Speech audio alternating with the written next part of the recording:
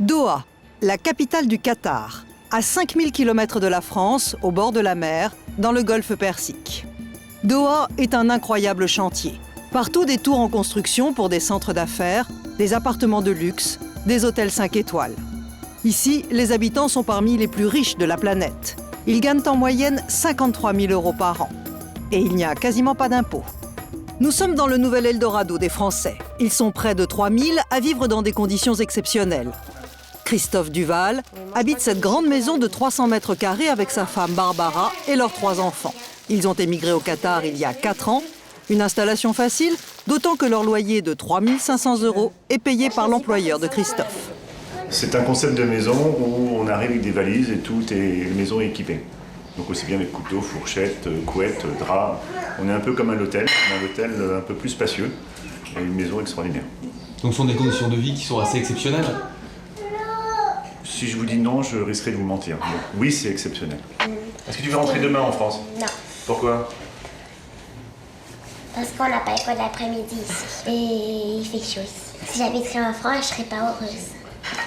Pour Barbara, la maman, l'adaptation au Qatar a été assez facile. Son quotidien a finalement assez peu changé. Je trouve que c'est un pays assez moderniste. Après, on se fait un devoir aussi de respecter leur culture, leur religion. Donc, quand on va à l'extérieur, on fait attention à la façon dont on s'habille. On ne va pas s'habiller avec des choses très courtes ou trop décolletées, mais on est très libre, la même liberté qu'en France. Il est 7 h, comme tous les matins après le petit déjeuner, c'est le départ pour l'école. Tu vas à l'école, toi? Tu vas à l'école? Oui. À tout à l'heure, je te retrouve tout à l'heure. D'accord? Et pour aller à l'école, il faut prendre la voiture. À Doha, il n'y a pas de transport en commun. À vol d'oiseau, l'école se situe à peu près à une quinzaine de kilomètres. Et on va mettre, je pense, à peu près une quarantaine de minutes. Il est 7h15, donc on devrait y arriver vers 8h. Mais d'un point de vue embouteillage, on n'est pas en train de battre Paris. Et c'est là où on s'aperçoit, il y a 4 ans, il n'y avait pas d'embouteillage. Là, on multiplie par 3 les temps de trajet. Donc, ce qui est pour moi l'un des points noirs de Doha, mais on n'y peut rien, ça va avec l'évolution de la ville. Margot et Hugo vont à l'école française. Là encore, un magnifique établissement, tout neuf. L'inscription coûte 3 000 € par an. L'école accueille 950 enfants, pour la plupart des Français, et quelques petits Qataris. Maintenant, Christophe file à son travail à Al Jazeera Children, une chaîne de télévision pour enfants en arabe. Voici l'endroit où je travaille, Al Jazeera Children Channel, la chaîne qui s'adresse aux enfants de 7 à 14 ans. Nous sommes la plus grande chaîne pour enfants en langue arabe. Christophe développe de nouveaux concepts d'émissions pour la chaîne. Aujourd'hui, il supervise l'émission Mazra'ala. C'est un programme en direct présenté par Hanan, 26 ans. C'est un débat d'une durée de 52 minutes. Et comme vous le voyez avec des enfants, aujourd'hui, ils vont aborder 2 sujets, les chaînes satellitaires et les jeux vidéo. Donc ils ont invité un expert, il y a des enfants autour de la table, il y a des enfants dans le public et ils vont débattre de ce sujet avec 3 reportages au sein de cette émission. Christophe est un ancien d'une chaîne de télé française. Il a été recruté pour son expérience. Il travaille à Al Jazeera Enfants depuis la création. السلام عليكم ورحمة الله وبركاته. أدخلناه إلى بيتنا فأصبح فردا من أفراد العائلة بل فردا عزيزا قريبا من. Après l'émission, Christophe retrouve Hanan dans sa loge. Mesdames, Mesdemoiselles, merci. Merci à vous. Vous êtes prêtes? Oui, dans 10 minutes. Historiquement, vous êtes libre de parler Ouais, on n'a pas de tabou. On peut dire qu'on n'a pas de tabou. On a parlé de l'harcèlement sexuel, par exemple. On a parlé de l'incision. C'est juste ce que je dis, ouais. On parle à peu près de tous les sujets. Tu dis ce que tu veux dire, mais en choisissant les mots. Christophe est l'homme de confiance du PDG de cette filiale d'Al Jazeera. Le PDG, c'est lui, Mahmoud Bouneb. Pour ce francophile, cette chaîne est une véritable révolution culturelle dans le monde arabe. Nous sommes dans un pays d'abord qui passe par une phase de transition extraordinaire où tout est remis en cause, y compris les traditions. Nous travaillons tous pour renforcer l'identité arabe chez les enfants, mais aussi pour leur permettre autant de respecter leur identité que celle des autres. Moi, je voudrais voir les enfants du monde arabe parler arabe, français, anglais, allemand et espagnol. Mahmoud, à tout à l'heure, je vais voir... Cette ouverture sur le monde a commencé dans la chaîne, où les employés sont de 33 nationalités différentes. Après sa journée dans les studios, Christophe prend la route du désert. Il a rendez-vous avec un autre Français qui connaît une réussite exceptionnelle au Qatar. Il dirige les écuries royales. Je me rends le voir à Karn, là où il y a les écuries de Cheikh Abdullah. Et c'est un lieu qui est magique, extraordinaire, et j'adore aller lui rendre visite. Ça me permet de voir un petit peu de verdure au milieu de ce désert. Alban, toujours un plaisir de venir dans cet endroit luxuriant. Alban de Miel, c'est lui. Il est l'entraîneur des écuries du cheikh Abdullah, le frère de l'émir du Qatar. Merci Alban. Voici la maison de campagne du cheikh. Passionné de course hippique, il est l'un des plus gros propriétaires de chevaux au monde. En son absence, c'est Alban qui règne sur le domaine. Donc c'est là où tu entreposes tous les trophées? Ça, c'est un trophée qui vient de France, qu'on avait gagné avec un cheval qui s'appelait Jebel. Ici, tu as un livre, c'est le Coran, que tu as aussi en haut, sur le haut, ici, autour du lustre. Tu l'as ici, sur le livre, en arabe, en anglais, en français. Tu parles l'arabe? Non. Non. Non, et je suis très content de ne pas le parler. C'est triste, enfin je ne devrais pas dire ça, mais je suis content parce que sinon je crois que je ne serais peut-être plus là. Parce que j'aurais tellement compris de choses que disaient les gens sur nous, que j'aurais peut-être mal pris, il vaut mieux pas le comprendre, et comme ça, on ne parle pas, on ne dit pas de bêtises. Et sur la gauche, on appelle ce qu'on appelle un majlis, c'est là où les gens vont s'asseoir, et c'est là où en principe le prince reçoit, voilà. Donc les gens, ici on a mis ça un peu pour nous, dans le sens que ça nous permet de revoir les courses. Ici, s'assoit avec Cheikh Abdullah et discute de ce qui doit être discuté. Le chef vient de temps en temps ici? Cheikh Abdullah vient de temps en temps, il vient voir ses chevaux. Il était là il y a 15 jours. Ici, à côté, il y a son bureau. Et il a directement vu sur l'écurie, sur ses chevaux. Voilà. Dans ces écuries, 130 chevaux parmi les plus chers du monde. Certains valent plus d'1 million d'euros. La moitié sont des chevaux de course. Alban, l'entraîneur, les connaît tous.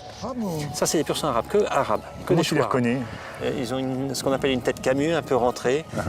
Qu'un pur sang anglais, c'est différent. Dans 2 jours, aura lieu la plus grande course hippique du Moyen-Orient, l'Emery Cup.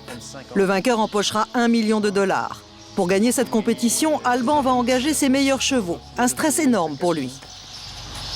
Et quel sera le cheval star? Il y en a une, c'est Aldama, bien sûr, parce qu'elle est archi connue, même en France, elle est connue. Elle doit arriver, elle a couru 25 courses, oui, elle arrive avec 18 gagnants, je crois. On n'a pas de valeur exacte, mais je pense qu'elle tournerait sûrement autour d'1 million d'euros facilement, très facilement. Beaucoup de stress? Oui, toujours. Vous savez, de mener une installation comme ça, c'est quand même un certain poids, parce qu'il faut du rendement, il faut des gains, il faut rentabiliser l'affaire, car aujourd'hui, même si on dit que les émirs ont beaucoup d'argent, ils regardent la rentabilité. Et donc, Cheikh Abdullah veut que ça soit rentable, et pour moi, il faut que ça marche, il faut que ça tourne. Ici, les chevaux vivent dans le luxe. Leur écurie ressemble à un palais et ils ont même une piscine privée pour entretenir leur forme. Juste après le travail, direction la piscine où ils viennent nager, ils font 2-3 tours pour les relaxer. Et ici, ils sont tous comme lui, ils adorent l'eau. Ils adorent nager, les chevaux adorent nager. Pour monter la jument Star lors de la course dans 2 jours, Alban a choisi un jockey français. C'est lui qui devra la faire gagner. Stéphanie Malek a 28 ans. Elle est installée au Qatar depuis plus d'1 an. Une nouvelle vie qu'elle assume totalement, même si elle a eu du mal à s'adapter au climat. La première chose qu'on fait quand on achète une voiture ici, on essaye la clim. On ferme les fenêtres, on met la clim à fond et on regarde combien de temps ça met avant qu'il fasse à peu près froid dans la voiture. Ouais. En fait, ici, la vie sociale se fait dans des endroits fermés. Elle ne se fait pas dans la rue, elle ne se fait pas dehors. Déjà pour des raisons culturelles et des raisons climatiques. Je veux dire, en été, on ne tient pas dehors. Donc on passe d'un endroit climatisé à un autre endroit climatisé. Stéphanie travaille à Radio Qatar. Elle anime Expresso, un journal d'information en français. Dès son arrivée, la jeune femme retrouve ses collègues pour une réunion. Son équipe est essentiellement constituée d'hommes. C'est la chronique musicale. C'est sur la piste 6. C'est facile de travailler avec des hommes? Oui, c'est très facile, ouais. Il y a un très grand respect, absolument aucun problème. En fait, le seul problème qu'on pourrait rencontrer, c'est le barrage de la langue, tout simplement. Et les techniciens sont des Qatariens qui parlent l'arabe de langue maternelle, qui ont appris un peu l'anglais. Donc des fois, on veut qu'ils nous coupent le micro, qu'ils nous passent de la musique ou des sons. Donc on fonctionne par signes, hein, vous allez voir, on se fait des signes comme ça, bon. 7h22, il est temps d'y aller. Retrouvez les taux de change tous les jours dans l'Expresso le matin. À Doha, ce matin, le soleil s'est levé à 5h35, il se couchera ce soir à 17h45. Côté température, entre 25 et 27 degrés prévus pour la journée. Il commence à faire bien chaud aux Émirats. Chaque jour, à la radio, on annonce le lever et le coucher du soleil parce qu'on est dans un pays musulman qui veut donner une information service pratique aux gens qui est l'heure de la prière. Et dans la religion musulmane, l'heure de prière varie en fonction du coucher et du lever du soleil. La police israélienne a indiqué avoir déjoué un attentat hier dans un centre commercial de la ville de Haïfa. Une très grande quantité d'explosifs a été découverte dans une voiture. Voilà, c'est la fin de ce journal. En musique, avec Yves Jamais. Je le croise devant l'usine. Dans sa BMW, ça c'est ici les BMW, hein. Afin de relancer le marché de l'auto, d'interdire aux poubelles de rouler. FIFA Lanza. Inch'Allah.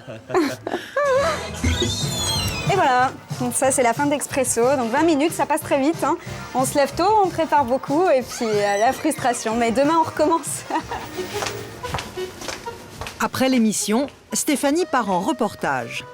Elle va à l'université du Qatar pour interviewer des étudiants qui suivent des cours de français. Cette université de 15 000 élèves est ouverte à tous les Qataris. Toutes les matières y sont enseignées.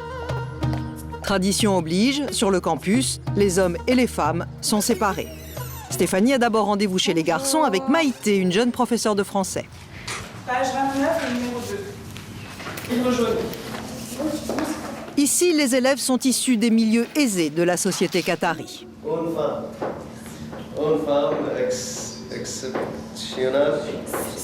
exceptionnelle. Et elle travaille. Une phrase en France. Annonce le voisin. Tu rêves d'être quoi? Je rêve d'être ingénieur. Ingénieur. Et la professeure Maïté, elle est bien? Vous pouvez dire la vérité, vous n'avez pas besoin de mentir. Oui, very good. Très bien, très bien. C'est facile, quand on est une femme, d'enseigner à des hommes? Il n'y a pas de différence. Ouais. C'est juste un code vestimentaire par rapport au pays. Enfin, je pourrais très bien venir en manche courte, moi je préfère être un peu plus couverte, mais il n'y a pas de différence du tout. Vous voyez, c'est très international aussi. On a des Jamaïcains, des Palestiniens, des Qataris, des Indiens, des Djiboutiens. On a un peu de tout donc. À la fin du cours, Stéphanie passe du côté campus des femmes. Elles sont 5000 à étudier ici. En principe, il est interdit de les filmer. Mais pour Stéphanie, rien n'est impossible. Maïté lui présente l'une de ses étudiantes. Et est-ce qu'écouter la radio en français vous aide à avoir plus de vocabulaire? Les Français parlent vraiment très vite. Les premiers cours que j'ai eus, c'était à l'école. Est-ce que vous pouvez vous présenter en français? Ok. Je m'appelle Aïcha. Je suis Qatari. Je suis étudiée l'économie à la Qatar Université. J'adore français. Et votre famille vous encourage? Oui, nous avons l'esprit ouvert, mais il y a une différence entre l'ouverture d'esprit et la culture. Moi, je dois respecter ma culture. Je dis bien ma culture. Thank you very much. Merci beaucoup. Merci, bye Aïcha. Bye.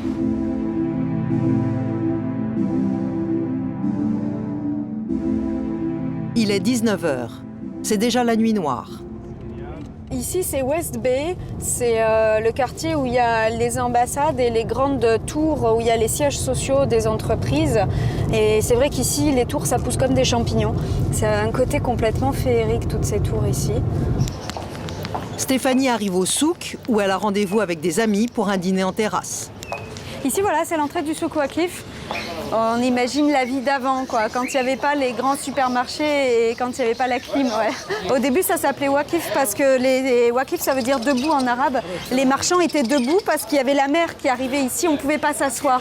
Et donc les marchands, ils avaient leurs étals et ils n'avaient pas de place pour s'asseoir, donc ça s'appelait le souk debout, le souk Waqif. Il a été refait dans les années 90, donc c'est vrai que c'est tout neuf, mais c'est comme l'ancien.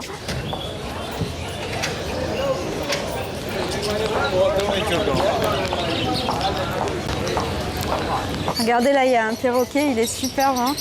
C'est très sympa ce perroquet. Oh. Oh, je suis sûre qu'on trouve ce genre de perroquet à Paris, mais ici ça fait plus réel d'un seul coup. Stéphanie retrouve Khaled, l'un de ses amis qataris. Ça va? Comment ça va? Ça va bien? Bon, on y va, ils nous attendent, hein. Le souk, c'est le seul endroit de Doha où l'on peut se promener et prendre un verre dehors le soir. Dans un décor des 1001 nuits reconstitué, Khaled fait découvrir à Stéphanie des petites rues encore inconnues. S'il y avait que les grands malls et les grands supermarchés, je pense que je ne serais pas restée. Moi, j'ai besoin de vieilles pierres, d'histoire, d'âme. Ici, il y a une âme, ouais. On rencontre beaucoup de gens ici. C'est vrai qu'il y a beaucoup de touristes, mais en même temps, c'est sympa. On peut manger chinois, on peut manger qatarien, on peut manger tout ce qu'on veut. Et pour la cuisine, Khaled est un spécialiste. Il connaît les meilleures boutiques d'épices. Tu veux goûter? Non, ça me dit trop rien. Manga. Manga? Ah ouais. Meshmesh, abricot, haï, mango. C'est bon, hein? Moi, je préfère les pistaches. Tu veux goûter? C'est quoi la différence entre... ايش فرق هاي وهاي؟ هاي مع الليمون هاي الملح. Ah, c'est avec citron. Avec du citron. Ça, c'est salé. Avec la chicha, ce sera sympa. Ouais, tout a changé. Donc maintenant, on va au supermarché pour acheter de chocolat qui vient de l'étranger.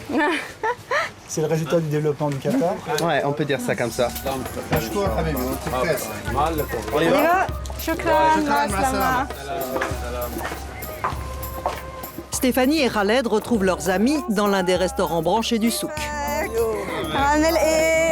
Autour de la table, l'ambiance est décontractée. J'ai envie d'une chicha, ça fait 2 semaines. Je rigole. Maintenant, t'es tranquille. Ça fait 2 semaines que t'as pas fumé de chicha. Ah là là, ça y est, c'est relax. Ici, il y a énormément de respect pour les femmes et quand une femme demande quelque chose, en général, ils savent pas dire non. Donc c'est plutôt intéressant, ouais. Solène, l'amie de Stéphanie, a 25 ans. Cette spécialiste de la communication a choisi de faire carrière au Qatar, ce pays offrant à ses yeux plus de chances que la France. Des opportunités d'emploi intéressantes, on va dire. Vraiment des postes à responsabilité, confiance dans notre jeunesse en fait. Travailler avec non seulement des Qatariens, mais aussi avec des Asiatiques, d'autres nationalités arabes. Donc c'est une chance justement. Ici, on trinque, mais sans alcool. C'est Khaled qui choisit de nous expliquer pourquoi les Qataris sont si attachés à la France. En France, les gens ils ne font pas la distinction entre les Qatariens et les autres Arabes en général. Mais alors, le gouvernement, ils savent très bien que les Qatariens, ils ne sont pas comme les autres. Ils sont plus proches au niveau politique de la France. Vous voyez ce que je veux dire? Donc, on est très bien accueillis là-bas en France. Donc, on doit rendre ce service aux Français, ici au Qatar. Car si les Français sont si bien accueillis au Qatar, c'est que le prince voue une véritable passion à la France. Il est un ami proche de Nicolas Sarkozy. À coups de pétrodollars, il fait tout pour attirer les talents français dans son pays. Ici, on ose tout, même copier les canaux style Venise en plein centre commercial. Nous retrouvons Christophe Duval. En plus de son travail à Al Jazeera, Christophe est conseiller au commerce extérieur pour l'ambassade de France. Sa mission, recenser les entreprises françaises qui cherchent des sous-traitants. Ce matin, il se rend dans la salle des maquettes de la future ville de Lusail. Un projet pharaonique décroché par une société française de bâtiments. Bienvenue au cœur de Lusail. Lusail, ville nouvelle, qui aura une étendue de 10 km par 2 km. Et là, ce que vous voyez, c'est le cœur, avec ces immeubles qui sont ce qu'ils appellent les iconic buildings, donc l'emblème de Lusail.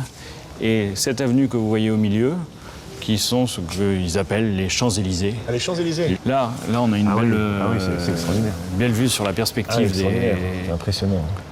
Là, on voit vraiment la dimension du projet, sa superficie, assez extraordinaire. Une ville, une vraie ville. C'est impressionnant. Écoutez,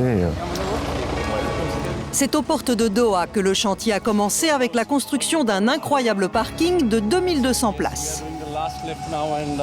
Donc Lusail va accueillir entre 200 et 250 000 habitants horizon 2016. C'est des projets qui, à l'échelle européenne, sont évidemment pharaoniques et qui, à l'échelle du Qatar, sont, je dirais, des grands projets. Des projets pharaoniques auxquels participent des Français. Français qui sont sur tous les fronts. Le musée d'art islamique, la tour olympique et Pearl Island, une île sur laquelle ont été construits des immeubles de luxe, des magasins de grandes marques et une immense marina. À Doha, il y a même des hypermarchés français. Regarde qu'on traverse. C'est là que Christophe vient faire ses courses. On va reprendre encore. Ici, on trouve tout, comme en France. Alors, du camembert. Allez, on va prendre 2 boîtes de camembert. Hop. Ça trouve les mêmes produits qu'en France ? Plus ou moins. Il y a 5 ans, on ne trouvait pas vraiment tout, mais là, on trouve tout ce qu'on veut. Et bien entendu, le camembert, c'est quelque chose d'incontournable. Regarde. Et en plus, c'est moins cher qu'en France. C'est 1,70 €. On prend des bonnes pommes. Ah, les fruits et légumes sont nettement moins chers qu'en France. Il y a des fruits, effectivement, que les magasins exportent de... Tiens, merci. De France. Autrement, il y a les fruits qui viennent de Jordanie, du Liban.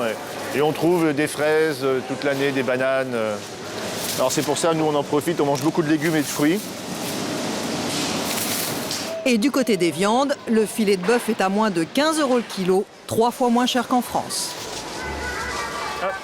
Après les courses, Christophe file au manège. En ce début de week-end, avec sa femme, il accompagne la petite Margot à sa leçon d'équitation.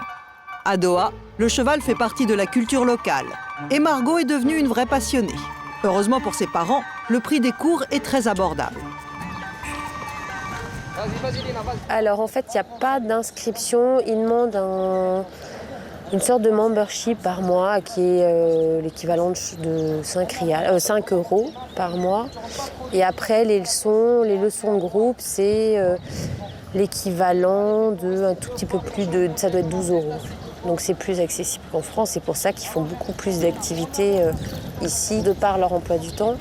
Et puis parce que financièrement parlant, c'est vrai que tout ça, c'est beaucoup plus accessible. Je suis entièrement d'accord, on a une meilleure qualité de vie à Doha. Par contre, d'un point de vue purement financier, tant sur le plan fiscal que sur le plan de la rémunération, il ne faut pas oublier que nous devons, en tant qu'expatriés, financer une caisse pour une mutuelle, la sécurité sociale, le chômage et aussi la retraite. Donc l'un dans l'autre, il y a une différence, mais qui reste marginale. Par contre, au niveau de la qualité de la vie, là, il n'y a pas photo. Ce soir, dans moins de 2 heures, aura lieu la fameuse course de chevaux de l'Emery Cup. Christophe veut y assister pour soutenir Alban. Alors ? C'était bien ? Bon. T'as fait des progrès ? On va où ? À la course. Tu veux rentrer à la maison ou tu veux venir avec nous ? Venir avec toi. Ouais, t'es sûr ? Oui. Tu es pressé d'aller voir la course ? Oui. Ouais. Aujourd'hui, c'est le plus grand événement équestre de l'année avec la course de l'émir qui a lieu tout à l'heure à 6 h. Pendant ce temps, dans sa grande maison, Stéphanie se prépare également pour la course. À Doha, les distractions sont rares, alors tout le monde veut en profiter. Stéphanie est une fan des courses de chevaux. Ici, les Qatariens et les gens du Golfe d'une façon générale adorent les chevaux et les courses en particulier. Ça, c'est peut-être aussi un point commun entre les Français et les Qatariens. On aime les chevaux. En France, on a quand même Longchamp, le prix de l'Arc de Triomphe, qui a d'ailleurs été racheté par le Qatar. Il y a un autre prix aussi qui est juste avant le prix de l'Arc de Triomphe qui a été racheté par le Qatar cette année. Forcément, pour cette soirée, Stéphanie a sorti ses plus beaux bijoux. Les bijoux, c'est important ici. C'est vrai que les Qatariens aiment les femmes féminines. Donc on essaye d'être féminine, d'autant plus qu'on est censé représenter la France et que la France en matière de bijoux et de luxe est quand même une référence. Il y a des Qatariennes qui vont exprès à Paris pour acheter nos bijoux, donc elles ne comprendraient pas que nous ici on n'en mette pas. Bon, alors bien sûr moi j'ai pas les moyens des Qatariennes, donc je prends c'est du plastique, du toc, mais j'essaye de prendre des trucs toujours originaux et qui sortent un peu de l'ordinaire.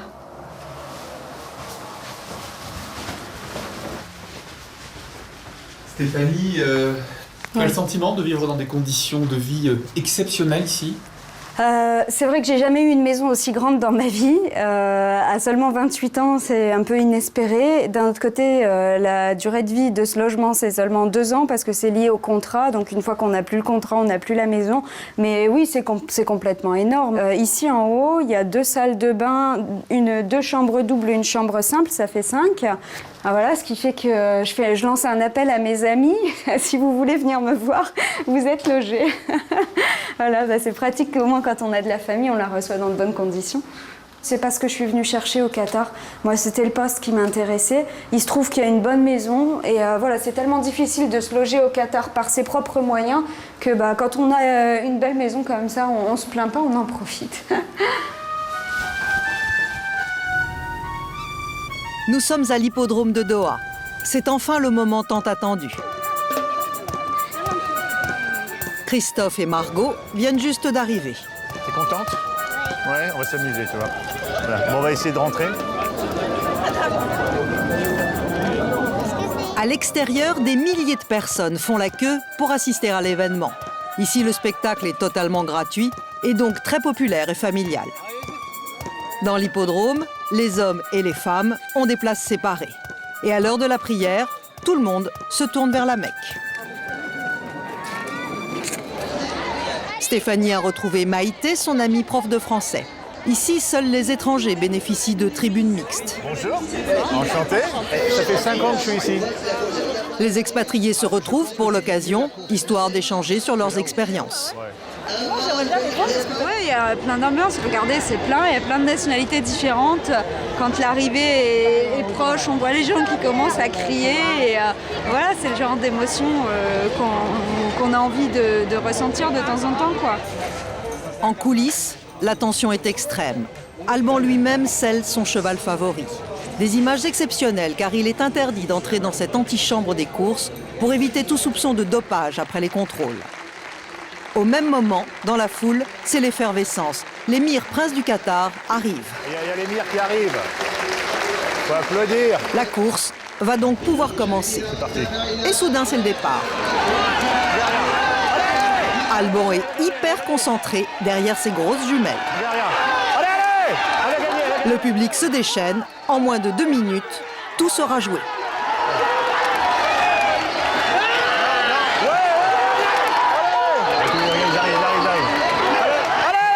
Et c'est Aldama, la jument favorite d'Alban, qui emporte la victoire.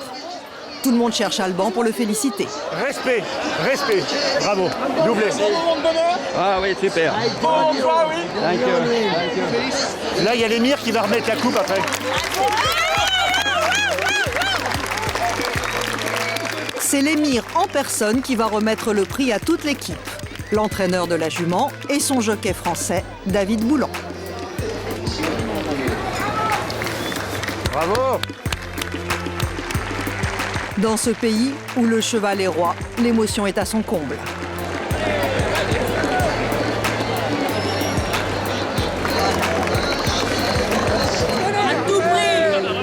On aura tout pris! Christophe et la petite Margot sont enchantés de leur soirée. Tu es contente? C'était une belle course? Oui. Ouais. Alors maintenant, tu sais ce que ça veut dire ou pas, Aldama? Oui. Plus fort. Le plus fort. Oui, Alban. Hein.